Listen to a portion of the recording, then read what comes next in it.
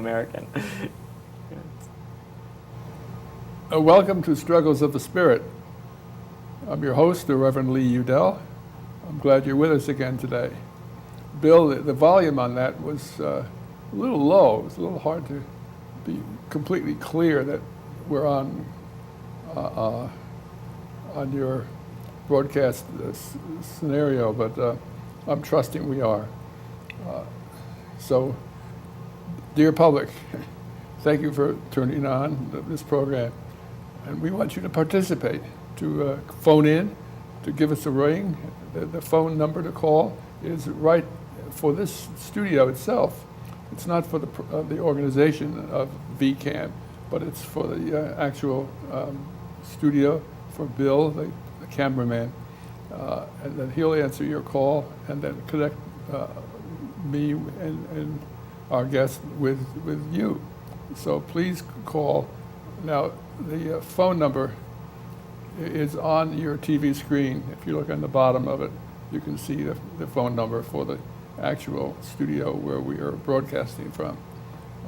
Stefan, can you see the number on the wall? No, I can't. You can't. You have to. It's covered up right now. Oh, okay. Yeah.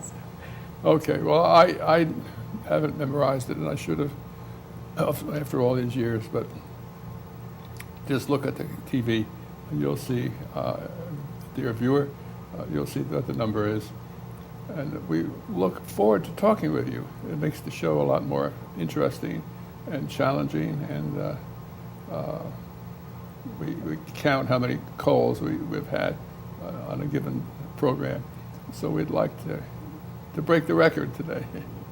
Now, if you're watching the program when we're not sitting here alive, and it's just an old TV show, like you get on commercial television, because you know those are not usually live, they're usually taped, and we have a way to get your response. We want you to respond no matter what, and so if you give us your email message, the email address of the studio is on the bottom of the TV screen in your room where you're watching. One side is the program room number, phone number here. The other is the email address. So get in touch with us via email, and then we'll get back to you as soon as we have the email message. So please do that. We really want you to participate. So we have a guest today here, Stefan Jost. He's director of the Shelburne Museum, and it's an honor and privilege to have him here. His organization is a large part of the history of Vermont, really, I guess, and is, if you mention the Shelburne Museum, most everyone everywhere knows what that is. So you really give us a lot of fame here in Vermont. So we value that. So we're going to talk with Stefan about what that museum is all about. So you want to begin wherever you'd like to start? Sure. Indeed, you're right. I've been at the Shelburne Museum for about 2.5 years. I arrived from California, where I was for 4 years, but I'm really a Midwesterner, kind of. I'm born and raised in Lansing, East Lansing, Michigan. But, I came and visited and was completely charmed and amazed by the Shelburne Museum, because it's unlike any other museum in the country. It has fantastic collections and 38 buildings over 40 beautiful acres. It's really kind of the best of Vermont. It's really kind of actually the best of American art is there too. So it's what I like is it has a sense of place, and yet the story we tell is really a national story, and at moments international as well. I like the way you responded to that. All right. Yeah. These days, what is Vermont is coming into question. Sure. And unless you have a lot of money, you can buy a big house and pay the taxes and the heating bills. It used to be if you had cows and a farm, then you were a Vermonter. Yeah. And now that seems to be for many people, way in the background and only in the history books. And I came here in '71, and in that year on Spear Street, because I live off of Spear Street, I worked at the Medical Center Hospital as chaplain. I chose that location because I wanted to be able to get easily to the hospital if there's an emergency call. And so it worked out for a while anyway. Right. Then they put in a traffic light, and they put in a lot more houses, and we originally had 4 working farms on Spear Street, right, between my house and the hospital. They're all gone. Yeah. And it was not unusual to get in your car and head toward the hospital and find one of your neighbor's cows was on the road. Yeah. And so when I got to my office, I would call up the farmer. I knew who he was, and usually someone could reach him and just say, "Hey, your cow Bessie is out on the highway. I know you don't want Bessie to get hit." And so he was grateful and let me know, and got Bessie safely into the barnyard. I missed that. I really. You missed that sense of. I mean, there's been a lot of changes, I know, here in Vermont. I think what's interesting is relative to other parts of the country. If you think of Los Angeles or Houston, it's radically different. I mean, the pace of change has been actually quicker in other places, and I think, Vermonters have been often very sensitive relative to other places in the country. Have we been sensitive enough? Well, that's an open question. And the museums kind of plays an interesting role because on one hand, we want to help people understand the past, but the whole point of understanding the past is really to help people prepare for the future, so that we go forward with a sense of place and a sense of history and a sense of culture, to really make sure that we can function in the future, but using the past and kind of to help you out. And so that's always that balance of how, on one hand, you want the museum to be rooted in a history. On the other hand, you can't stop. You have to kind of continue to move forward. The museum has put in a very popular exhibition the other year. My predecessor, Hope Alswing, and some of her curators put it together, which is the 1950s house, which was to take a house from the 1950s and basically turn it into a middle-class 1950s house that you can go into and see how people have lived. And it was meant as a temporary exhibition, but it's been hugely popular, and when we thought we would take it down, people started a petition and wrote letters and called us up and said, "Don't you dare take that down." And what's interesting to me is that people look at things from the 1950s in this kind of nostalgic sense. It's either from their childhood or their grandparents lived in a house like that, or a parent can tell that their grandparents lived there to their grandchild. So there's this very personal connection. Yet we don't find that same connection always with, say, a house at the museum that shows rural life, agrarian life, because today most people's grandparents didn't grow up on the farm. When the museum was started 60 years ago, that would have been the moment of nostalgia, that connection. Even if they weren't living on a farm, their grandparents probably were. And now people's grandparents grew up in 1950s houses. And so it's kind of interesting how the museum has kind of gently moved forward in order to make sure that the people have an access to that history. Because for most Vermonters, many Vermonters, agrarian life is not actually in the recent family member. Shelburne Farms does an amazing job of making sure that agrarian life is not only relevant, but really important and kind of critical for kind of how we move forward in these ideas of the environment. So it's just interesting to see how we've changed. That's fascinating that you're doing that. My wife, as you know, used to work for the Metropolitan Museum in New York. They had collections on plumbing, the kind of plumbing people used to have, and because it's not the same kind of plumbing as we use now. And things have changed, and we've lost track of how things used to be, and so it's great to hear that you're honoring that It's that question. balance of honoring the past but still moving the institution forward, because things do change. You probably, it'd be difficult to open a woolen mill in Winooski today with a global economy. So, it's that balance there. And yet, on the other side, Burton Snowboard, Burton is doing an amazing job in terms of creating a brand from here in Burlington.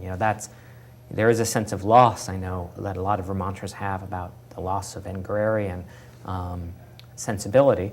It may be in our future again, who knows. But we've also gained certain things, and I think of, if you go skiing anywhere in the world, the Burton brand is the dominant brand among snowboards, everywhere. And that's a Vermont creation. And I think the statement is true. The Tubbs snowshoes came from Vermont. Yeah, as well. And that was a basic pattern of snowshoes. Yeah. And I don't know if people know that. I heard rumor, or I read in the Burlington Free Press that one of their factories is actually closing, which is and I think Brandon was. I feel bad when I read that. It was a sad story. But anyways, but there are good things about the changes that are happening to Vermont as well. So I kind of always have mixed feelings about change. Yeah. I do know it happens, and as one might lament it, it's going to happen anyways. So. Well, when I came here in '71, being used to Manhattan and the suburbs, because I grew up in the suburbs of Manhattan, I said to my wife, I predict that Spear Street will become a three-way speeding road. Because it's too direct access to the center of Burlington to remain the way it is now. No traffic lights. Right. And just a sleepy two-lane road. I had a friend who, she grew up on a farm off of Spear Street, and she had a horse, and she used to ride her horse on the dirt road that Spear Street used to be. Yeah. And she can't do that anymore. Yeah, things change. It's at the museum, we kind of create an illusion of the past. Of the 38 buildings that visitors can go into, one is original to the site. All the other, buildings have been brought in from elsewhere, and including the Ticonderoga, the big boat.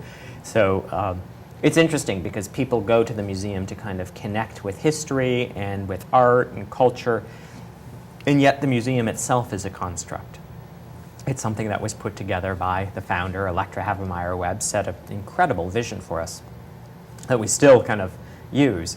But, the little country dirt road that goes by a little country store, well, the store wasn't there and the dirt road wasn't there, those are something that was created in some ways to the response to the changes, that in the sense that it's important to preserve our history and study our history and learn about it.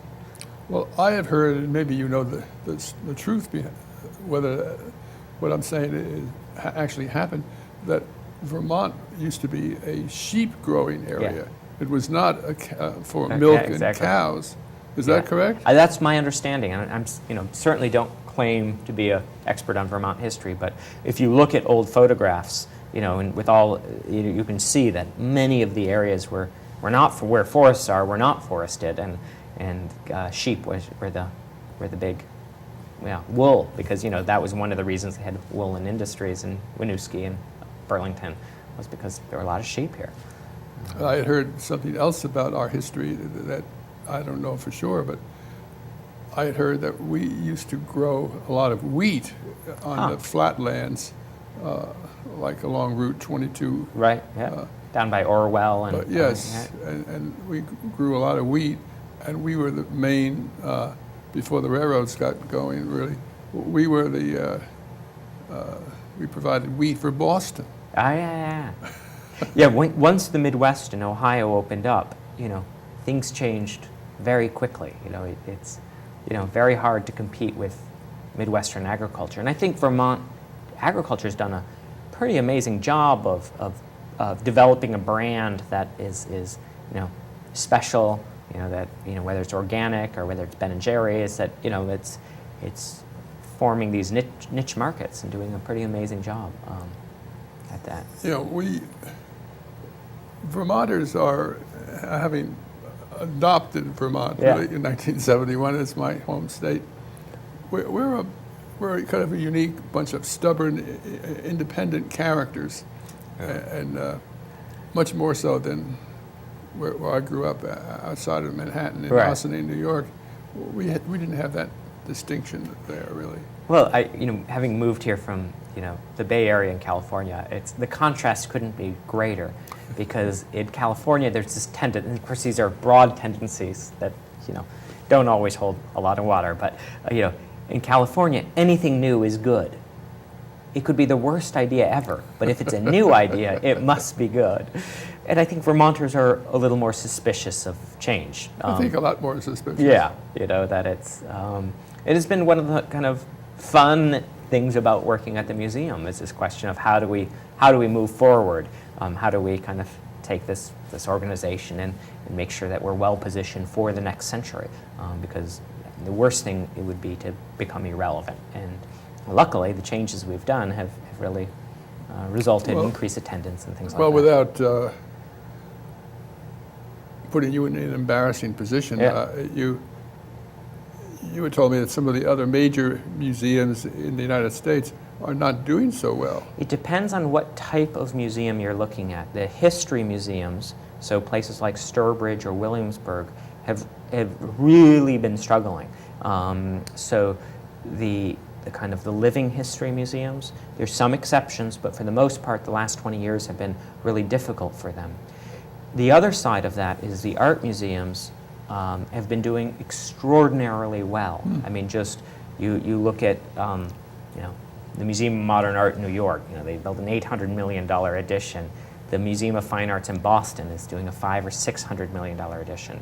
That art museums the last 20 years have been unbelievably good. Luckily for the Shelburne Museum is because Electra Havemeyer Webb collected great art, great quilts and things that are just amazing, and American paintings and European Impressionist paintings and all these other things, is we can kind of mutate from being kind of a history museum to being a museum of American art without losing, we don't want to lose the history part, but we can essentially change how we talk about things and how we brand ourselves and how we market things and how our education programs are, to being more of an art museum. And that's what we've been doing, and luckily it's been working. So I think that history museums have been struggling, and there's a lot of smart people trying to figure out solutions to these problems. But overall, the demographic is tough on history and actually very good on art. Do you have Grandmother Moses paintings? We do, and we have several, and one of them was given by Grandma Moses to Electra, and it's actually signed in the painting. Really? To Electra Havemeyer Webb. So there's a nice connection there. So Grandma Moses is a great example of somebody who both is a really strong artist and has a really great sense of place, a local sense of place, a nostalgic sense of place. So. Yeah. And speaking of, you maybe know the answer. I can't remember the painter, but there's a woman painter who's famous nationally and maybe internationally as well, and she has taken to designing the exterior paint job on oil tanks. Oh yeah. I don't know her name, but there is these huge oil tanks are a great canvas to for public art. It's a good. Well, she's well known.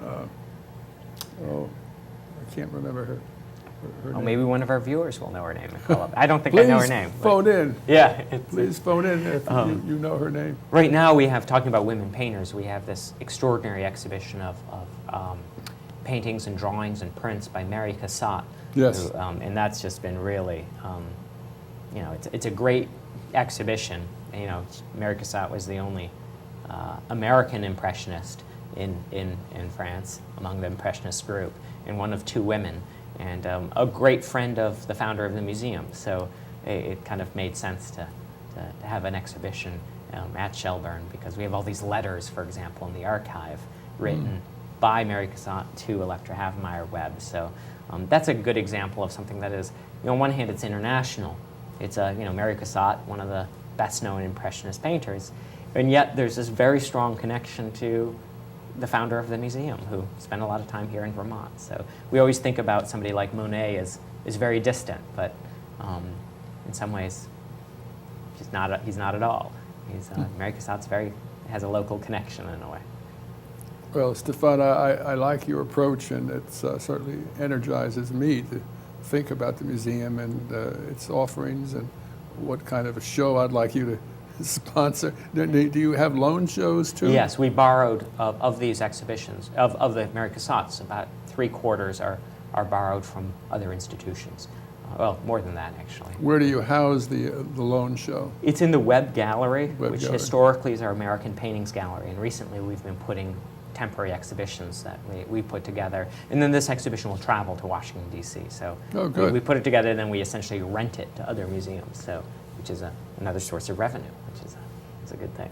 So if you're in Washington, D.C. this summer, or not this summer, this late fall, January, around the inauguration, the National Museum for Women in the Arts is hosting the exhibition. Hey, that's good. Yeah, that's good so PR for us. Sure, yeah. It's good PR and it's good for the bottom line. Absolutely. One has to be concerned about the bottom line. Oh yeah, we have 157 employees at the museum, so it's not a small operation. These are not volunteers. No, these are 157 paid. Then there's incredible number of really great volunteers as well. So it's people sometimes, because we have this sense of, I think people feel like they're at a very small place, but the reality is, the exhibition square footage at Shelburne is bigger than the Whitney or the Guggenheim in New York. Really? It's 132,000 square feet of exhibition space. Wow. Yeah, so it's, and a lot of people make that work, so it's a pretty incredible crew of people. But yeah, the bottom line is something we have to worry about. It's reality. Yeah. One of the nice things that I remember from my wife's years at the Metropolitan Museum in Manhattan, which those of you who are Vermonters and have rarely been out of the city, into the New York City, out of this area,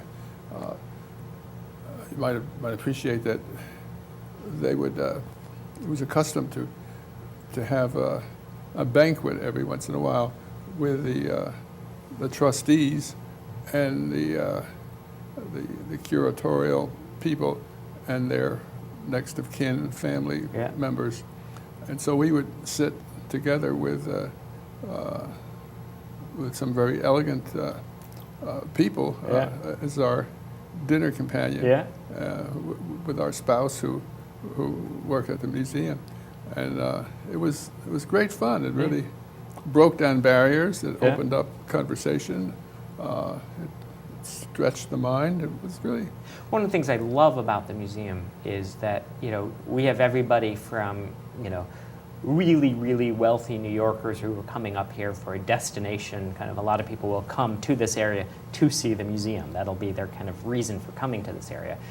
And then you have this local convenience store clerk coming in also, because they come every year, and they've been coming every year since they were in the school programs. And I take a lot of pride in that. Kind of the range of people who visit the museum is nice, and everybody has something to offer. And with all the guide staff is really remarkable. Every building has a paid guide in it, and we are constantly learning from people.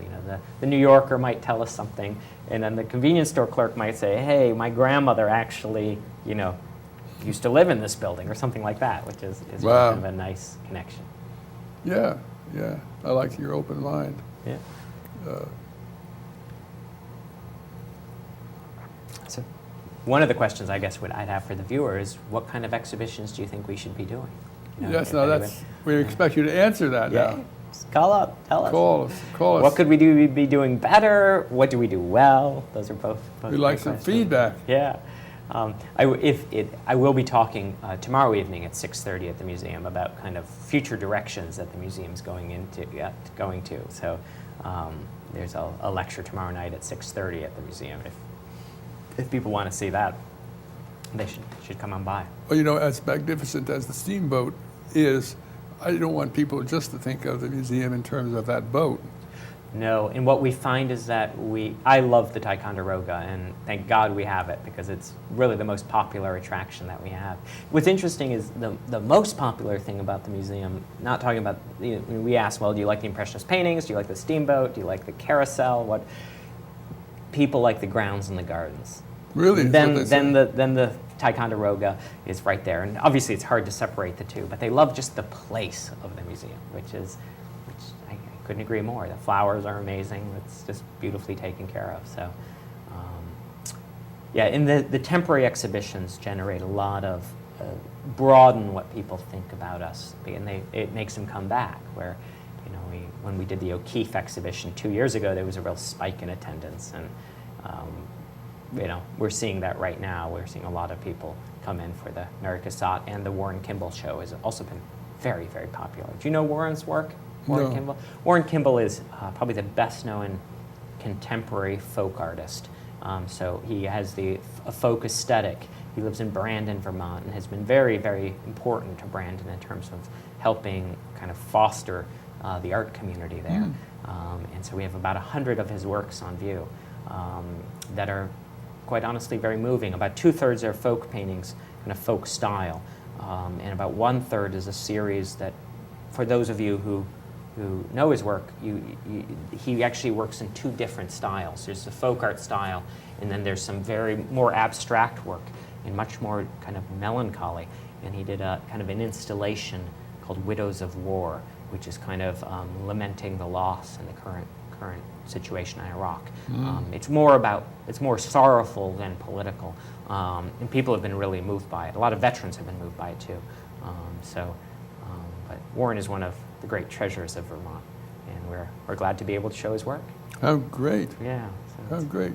I have a friend who is she's good with the camera, and she did recently a whole thing on the ballet dancer Jacques Soto, who's retiring, or has retired, at least from being a principal dancer with the New York City Ballet Theater, and we've enjoyed watching him down at dance at Saratoga Springs at the SPAC Theater.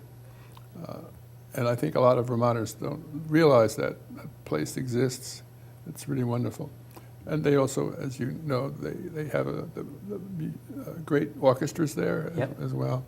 And I think there was one other professional group they have each year. But I've gone with my wife every summer for years now. And one of the best times was when we had a former patient of mine who they were volunteers for the Saratoga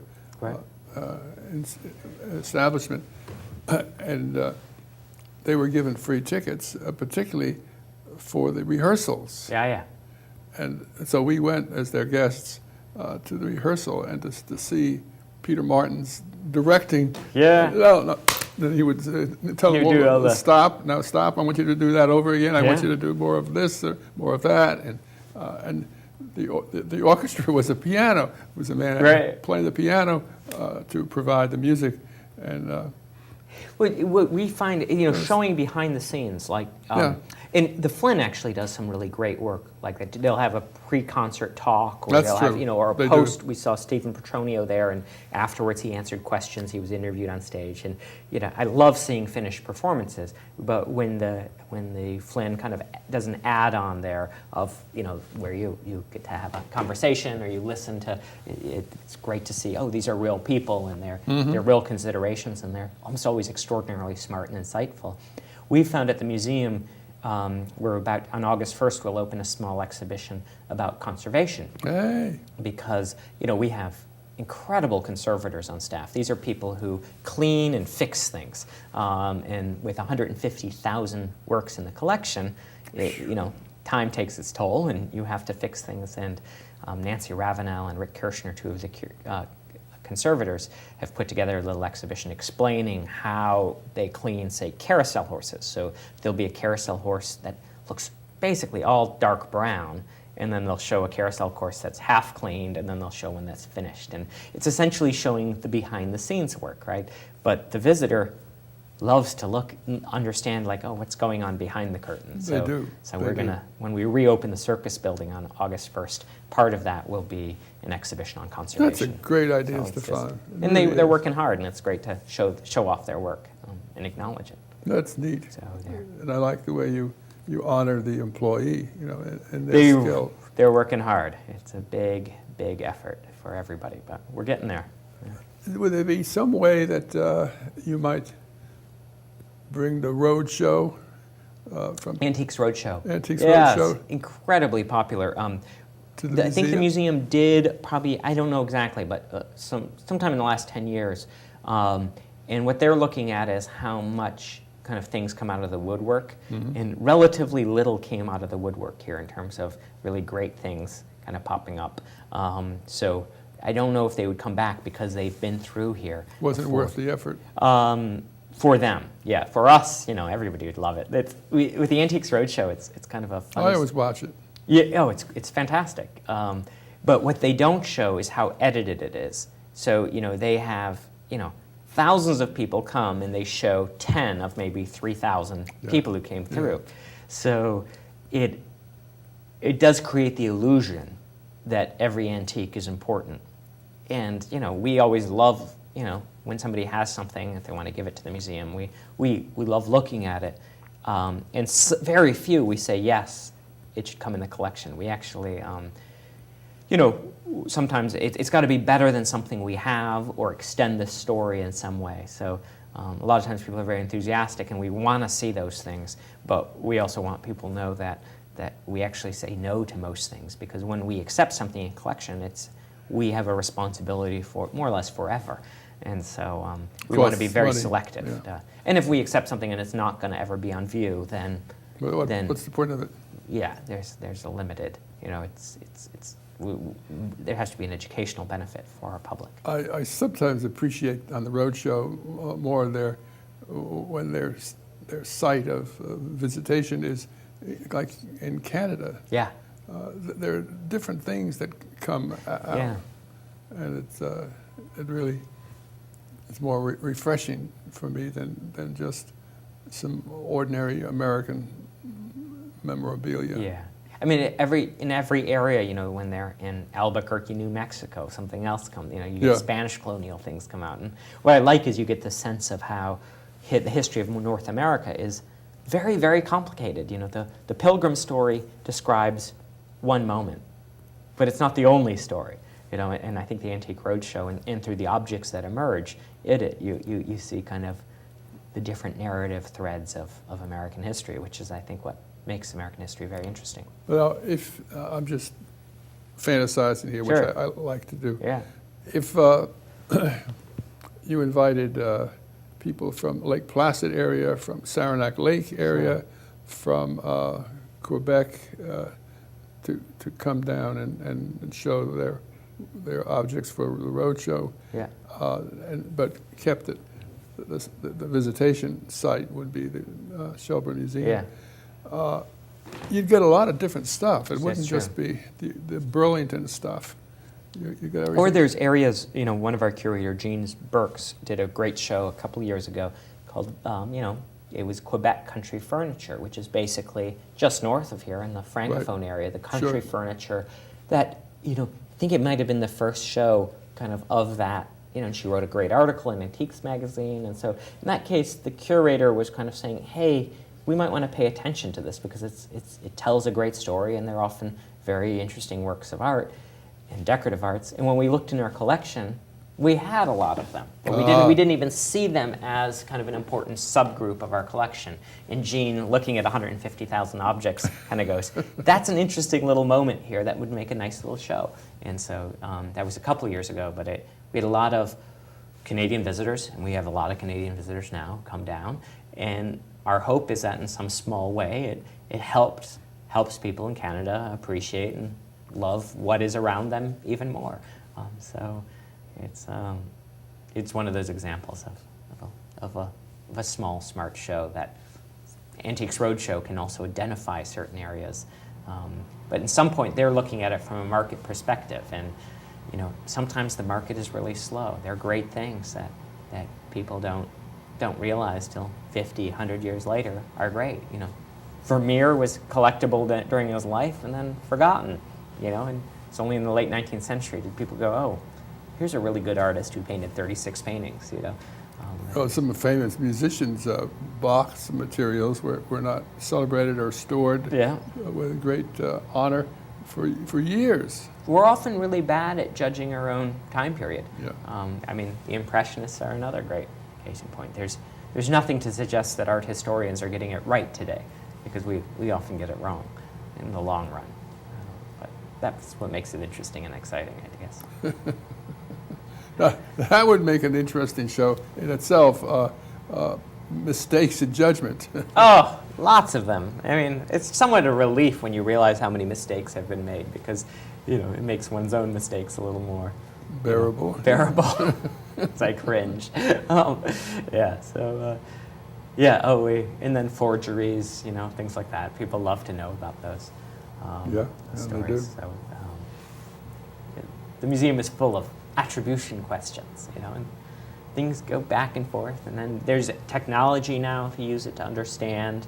We can do chemical analysis. Or Fletcher Allen sometimes does X-rays of works of art for us, which they love to do. You can bring a doll in and you can X-ray it, and it's like, oh, well, the insides of this doll are wrong or they're correct. You can prove things one way or another. Well, you make the museum come alive. Is there some easy way for you to convey this to the public? Oh, well, I'm not doing it alone, and we've got a great marketing staff who's really done an incredible job of kind of communicating with our public, and we see it in terms of people coming and people being more generous. Our annual appeal, which is once a year, we send out a letter to our supporters, and we ask for help. We're a nonprofit. We don't run. We tend to run deficits historically. An annual appeal is up 53% in the last 2 years in terms of dollars. So that's amazing. So I think we are getting the word out, actually. Could we do better? Of course, you can always do better. But if you haven't been to the museum in the last several years, things are changing, and they're changing in exciting ways, I think. Yeah, indeed. Well, I think you're having something to do with it. I don't know. I think I'm just the front guy. There's a lot. There's 150 plus people who are working pretty hard, and an amazing board. Also, the board of trustees is really. Are they local people? It's a mix. There's about a third are local, about a third are from New York City, and about a third are every place from Los Angeles to Boston. We actually have a national board. My attitude is I'm thrilled that New Yorkers are willing to invest their time and money into a museum in Vermont. It's great. Well, since you have an international background, as you conveyed to me, how about getting somebody from Europe or Asia to be also a member? Well, we look at where they're from is one factor. When the board looks at who's a member, we're looking for kind of a range of skills, of abilities, of experiences. And so, if somebody loved American folk art and happened to live in London, great, super. Let's have the conversation. But the board, that's really a board. The board self-selects who's going to join in. Okay. And that's totally out of my realm of. That's out of my realm. That's upstairs. That the board deals with that and does a good job. But we were hiring. We get applicants from all over the world. Actually, the new collections manager is actually coming from England. Who's we had 80 applicants or so for this position, and oh wow, and the best candidate for was, one position. Oh yeah, and that's common for us. Most of our positions have, anywhere from 50 to 200 applicants for something. My. Yeah, it's You're a celebrated outfit. People want to work in museums. It's a great museum, and and these are from, all over the place that people are applying for globally. It's people come here to work. Yeah, and again, I'm just looking for the best person and the fit. So, yeah, I feel pretty fortunate about that. Now, our viewers are watching and thinking about the museum and what we're saying. Where would you suggest, if they really haven't been for some years, Sure. Where should they go at the museum when they come to visit? Well, first of all, I should say that I'm assuming most of the viewers here are Vermonters, that Lois McClure is funding half price for Vermonters. So Really? And that's every day this summer. So it's $9 for adults and $4.50 for children. So roughly the cost of a movie ticket. So that's the first thing is come. And then also to mention on Thursday nights during the kind of July and August, up until mid-August, I think, we're open till 7:30 in the evening. So if you want to have a nice evening when it's a little less hot, it's a good time to come too. If you, say, had 2 hours at the museum, or say 3 hours, most of our visitors actually spend 4 or 5 hours there. They really make a day of it. I'd recommend seeing the carousel exhibition, these beautiful conserved Denzel carousels. I'd recommend seeing the Warren Kimball exhibition, because he's a great Vermont artist. Obviously, I would say go to the Cassatt exhibition, because that's special, and it's really kind of a great story.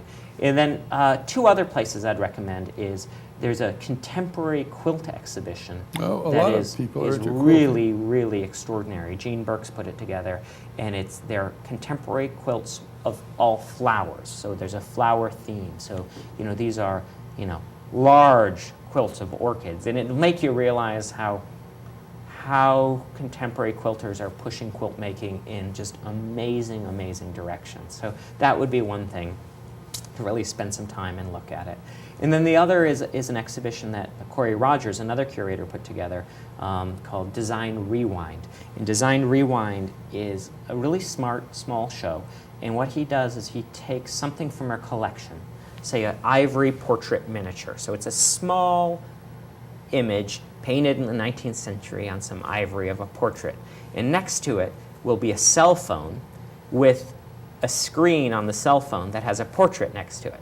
And in essence, he's saying, look, today we carry cell phones that have portraits of our loved ones on it in the same way in the 19th century people carried little ivory portrait miniatures of their loved one on themselves too. So trying to do connections between things in our collection and then contemporary things today. What would the ivory picture be of? It would be, say, of a woman, say, in this case. It's essentially a snapshot, just a little image of a portrait of somebody. So it's a smart exhibition. One other area that we just renovated, we just opened it in May, are what we call the Beach Complex, which is the Adirondack-style lodges. And one is a collection of amazing taxidermy. And we really, really renovated that building with some help of a local patron, and helped conserve the taxidermy. And it looks great. And it's taxidermy, I think for a lot of people, they don't quite know how to appreciate it. And the curator, Alexander Polemis, has done a really great job to show kind of why these specimens are important, and kind of the art of taxidermy, of making these animals kind of come alive. And also our collection is not just random white deer taxidermy. They're really amazing specimens. One of them is an 8-foot 1-inch bear that was actually shot by Electra Havemeyer Webb, in Alaska. And it's when you come face to face with an 8-foot tall bear, it's rather large. It's awe-inspiring, where you're in awe of nature. And then the other building right next door is a building that we actually tore down to the foundation and rebuilt, and it houses our paintings collection from the American West. People like Carl Rungis, who just unbelievably beautiful paintings of the American West, Glacial National Park area, or kind of Alberta, and kind of just vast landscapes, and they're beautifully painted. So. Do you have a taxidermy lead dog of that famous? Oh yeah, we did. We actually sent it to Alaska because in Nome, Alaska, it was so vital to what they do. So Why don't you tell the public what we were talking about? I don't know the story. It was actually before I got there, but there's a famous Alaskan story about a sled dog and a whole narrative that we used to have. Well, it was, if I may add to Yeah, it, sure.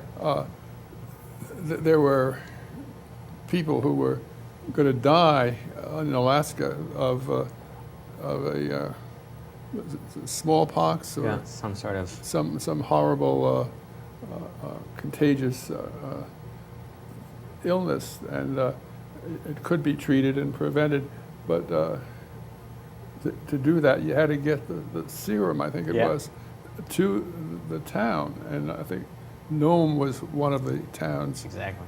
And they couldn't fly it there, really. There was no train there. There was no real highway there. This is back a while ago, and it was the wintertime, and they had dog sled. What's the word? Relay, I guess. Yeah. And this was one of the lead dogs of the attempt to save the lives of these people who were from the plague, you might say. And so they had selected very carefully the right lead dog and the right sled driver to do this. And this is like when it was 50 below zero and and huge winds. And I think part of the route was across an inlet of the ocean, the Pacific Ocean. So it was really pretty scary, but they did it, and this dog and others were lifesavers for many people. And I heard recently, it was on public television, that many of the people who were saved were the children of Native Americans. They weren't just the white people. Yeah. And I hadn't heard that, and I was glad to hear that. Yeah. Well, good, because we haven't always done right by the Native American communities. No, we haven't. So that's good to hear.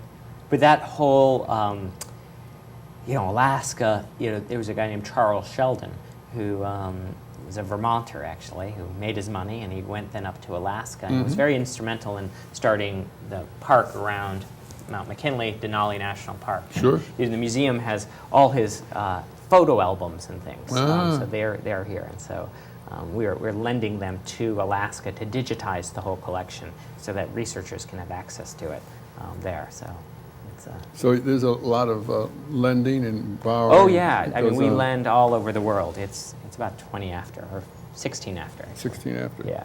So we our impressionist paintings are usually traveling to London or New York or Tokyo out of season. They when we're closed during the wintertime, we're sending works all around the world. That's great. Well, that's a tradition in art museums, I guess. Yeah, in the same way, so that way people are lending us cassettes for the summer exhibition. So it's, it works for everybody. So, oh, that's really exciting what you're doing. So hopefully that gives you, I probably gave you a 4-hour tour right there, but there's so much to see. But one of the nice things also at the museum is that because the grounds are so beautiful, that if you want to see one or two buildings, great, and you can just walk past everything else. Where, at the Metropolitan, which I love in New York, you can never really get out. There's not a break. And at the museum here in Shelburne, there's always a break. You can always just sit down on a bench and enjoy the garden and kind of, and members, and we've had nice, strong membership group, and part of it is, members get in for free, and so once you pay your membership, you can come in and out as many times as you want for the year, so that a lot of times then more local people or elderly people, they say, okay, I'm just going to come for 2 hours or an hour and see one thing, and I'll come back next week. So that's a plus, a nice way That's to do a real it. plus. Yeah. Yeah. It's a good Because thing. this day and age, people are anxious about high costs of tickets and travel and And with Lois accommodations. McClure's half price, that's an incredible bargain. She's an amazing woman. She is. I know her personally, and you wouldn't know she was a multimillionaire. She loves Vermont and she loves Burlington area, in Chittenden County. She just has done so much. You know, her and her husband were Warren McClure, were the people who renovated the Ticonderoga and really saved it. Without their leadership, that would have been really tough. And the director, David Sheldon, who was the former director, who still lives in Shelburne, he worked with the McClures to make sure that boat was brought to its prime. And now we have Chip Stuhlin, who's head of buildings, but he's also head of the Ticonderoga, and he watches to make sure that boat is in great shape, because it's an amazing work of art. Well, I also, I don't know if you still do this, but I used to be quite active at the medical school at the University of Vermont, and we had a graduating class of people who were residents becoming in psychiatry. And we had a graduation event on board with the whole meal there. And we do events on it. We do very few graduations anymore, but there's quite a few weddings that happen there. And my favorite one is Justice Sessions, who's the name is familiar. Yeah, federal judge here in this area. And he does the swearing in of new citizens every year on the Ticonderoga. So what he does is he comes, and there's usually 20 to 40 new citizens who are being sworn in, and it just, he actually legally, they move the courtroom from Burlington to the Ticonderoga. He declares it a courtroom so he can swear everybody in. And it's one of the, last year Governor Douglas was there as well to kind of speak to this new group of citizens, and it's a pretty moving and appropriate kind of moment. I like to think that, at one point people all came on boats to Ellis Island, and now, they did. My parents emigrated through JFK Airport, which isn't quite so romantic. But I like that this moment where Justice Sessions does the swearing in on the tie. Let me add something to what you just said. My wife's parents came, and they landed their ship at the port of St. Albans, Vermont. Oh, right. And I didn't understand that. I thought everyone went through Ellis Island. But if you had a job awaiting you here in the States when you emigrated, you didn't go via that port in New York City. You went to your ship would land at Montreal, and then because it wasn't USA, you'd go down to St. Albans, and that was called the Port of St. Albans. Right. And so there's still a big immigration kind of center there. Yeah. And it intrigues me that I think the immigration, where it's on a major road going north from Burlington, where they have what I'm trying to say is the immigration building is for the whole Northeast USA. Yeah. It includes New York, Philadelphia, Maine. I mean, it's a big outfit. Yeah. It's a major employer up there. Yeah, and you think of that just for northern New England, but no, it's for the whole USA in this section anyway. Yeah, which is great. It's good for Vermont. It sure is. Yeah. And of course, we got to be famous for our refusal to have big road advertisements. Oh, yeah. I think only a certain size dimension were permitted. Sign laws are very, very restrictive, which I think probably everybody likes except the people who want a bigger sign in front of their business. Which, there's always that tension. But that's Vermont. That's Vermont. Yeah. It's good to have those conversations. It's one of the things I enjoy actually is that kind of that question of how do you change the museum and having a discussion around it, and if change is going to happen, well, what's the right direction? How do we make sure that the next generation is deeply involved and cares about it? So that's really key. Well, one thing that really I feel strongly about is we've all been immigrants here, You know, it's not just. Well, not the Native Americans, but with that exception. Yes. Yes. Yeah. Well, they were immigrants originally, Well, yeah, that's true. but we're not native born, by and large. We may be in our family, in our second or third generation, but we're not unique that way. Yeah, I mean, I think the story of immigration is very compelling, and it's made, you know, studying U.S. history very interesting. And you can look at our collections and at the museum, and you know, you can see influence of, say, English influence on ceramics, but you can then see, you know, the French influence on certain paintings, or, you know, things that are quintessentially, or we think of as really American.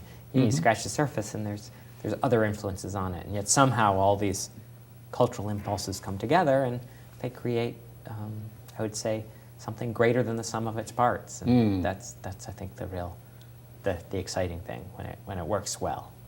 It works well. It's like American food. It's, you know, yeah, have a little French cuisine in there. That's great too. So it's a nice thing. So we're about 5 minutes away. Okay. Yeah, that's what I just. Well, do you want to? We haven't had Bill knock on the door yet, but he will momentarily. Yeah. Do you want to sum up what we've been saying about the museum? You know, it's really, first of all, thank you for having me on. We're having and thank Stefan Jost. There he is. 3 minutes. Okay. 3 minutes, so okay. All right. We have Stefan Jost, who's director at the Shelburne Museum, talking with us today. So give us a just real quickly. Thank you for having us on, and thank Mark in the control booth. He does a great job, I'm sure. Bill. Sorry. I'm sorry, Bill. He just waved. And also thank the viewers. But just trying to say, come and visit the museum. It's really an extraordinary place. Beautiful gardens and great exhibitions, and very few people are ever disappointed. And it's, you know, we'll have probably 120,000 visitors will come paying visitors will come this summer, which was exciting. We're kind of a big part of Vermont, and with Lois McClure's Half Price for Vermonters every day this year, there's really almost no reason not to go. It's really great. So, do you have a way of moving people around the museum, since it has a lot of acreage?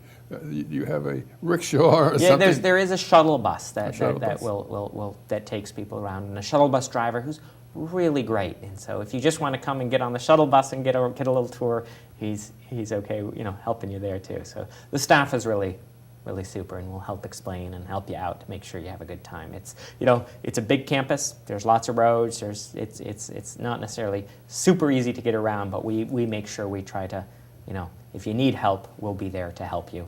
Make sure you have a good time. A visitor only has to make that request when they register? Yeah, just come in, and we'll accommodate you. We'll make sure that you have a good time. Do you have to make reservation? Nope, just come on by. All the information is at our website, if you're on, which is shelburnemuseum.org, or you can just call the museum up. And I don't have the number in my head right now, but it's, you know, in every phone book. So it's pretty easy. It's great. Thank you very much for having me then. Well, you're very welcome. We're having our music, which is telling me that our program is over. And come back next week to see him again. So. Yes. Thanks again. Thank you. Fun. Stefan Jost, our guest, and the director of the Shelburne Museum. Thank you very much, Lee.